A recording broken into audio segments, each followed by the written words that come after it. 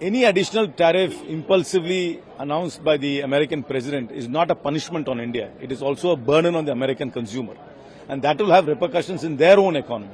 So it's not as if any kind of tariff is some sort of a penalty or punishment on India alone. This eventual burden of this tariff will be felt by whom? It will be felt by the American consumer, and that realization will happen to the administration when the American population starts complaining about rising prices.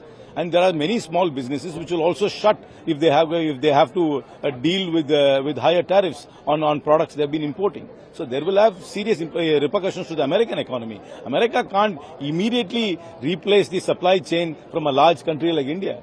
Replacing supply chains take a lot of time, and capacity building is not so easy. So, and as I said, there has also been a bit of a misreading from the Indian side, because I think there is a cultural gap between the way our Indian administration views the world and their understanding of American politics and the way the present administration in America behaves. I think this cultural gap has also led to this misunderstanding, because the Indian administration seems to have believed that by having one or two joint events with President Trump in the past, that they have developed some sort of a personal equation with Trump. That is not true. And their understanding and the nuances of the American administration perhaps has also led to this. But we shouldn't get flustered. We should negotiate hard, keep our self-interests in mind, and we will eventually come to some sort of a conclusion. America cannot ignore India.